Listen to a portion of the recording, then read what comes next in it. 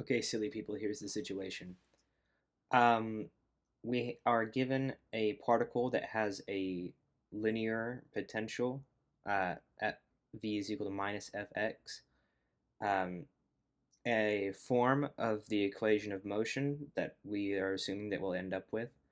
Um, and we're supposed to find the constants a, b, and c such that the um, action is minimized.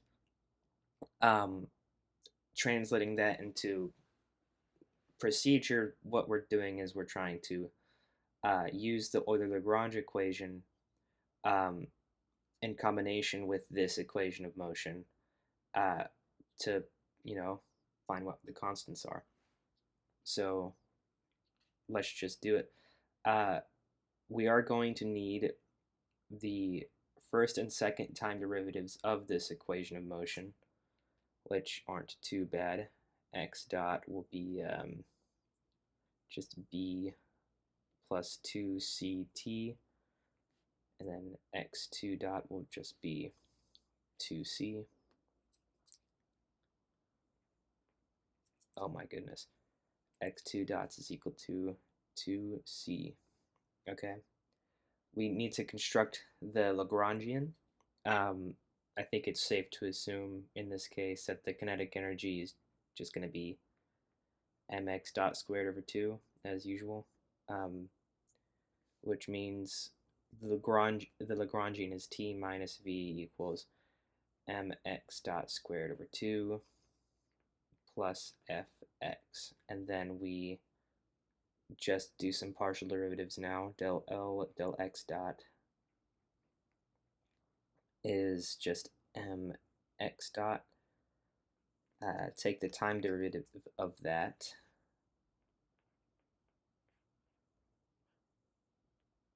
and you get mx2 dots, and then we'll take the partial with respect to x, which is just going to be f. So the Euler-Lagrange equation is going to be mx dot dot minus f is equal to 0, which you can solve that for f. You get that. Now, at this point, we know that x2 dots is just going to be equal to 2c um, in this equation of motion here. So let's just plug that in. M times 2c equals f, and then solve for c. So c is equal to f over 2m. Gross.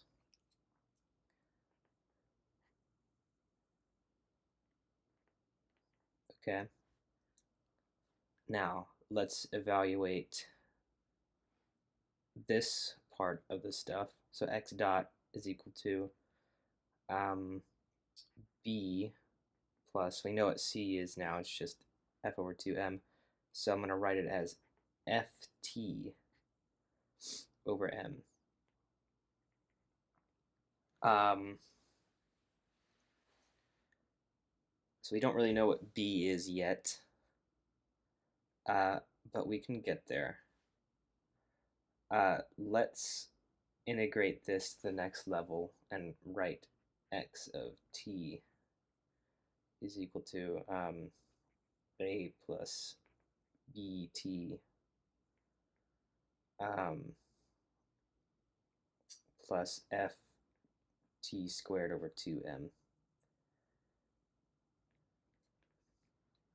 Okay, and we're given the fact that it goes from 0 to a in the time interval t naught. Okay, so that means that um, if you look at x equals 0, at t equals 0 it should be 0. So if you change all of those t's into 0, you're just going to get a should be equal to 0. So that's our next constant there. Done. Only one left then. We look at x at t naught. Now we know that a is 0. We won't even write it. We'll have b t naught plus f t naught squared over 2m should be equal to little a. And then so we can solve that for b. So we'll have b plus f t naught over 2m. Oh my goodness. F t naught over 2m is equal to a over t naught, and then just move that gross little f function there to the other side. F t naught over 2m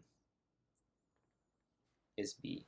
So we have all of the constants now in terms of stuff given in the problem, so we're done. If you want to, you can write the entire equation of motion at this point, which is x of t is equal to t times that stuff, a over t naught minus f t naught over 2m plus ft squared over 2m.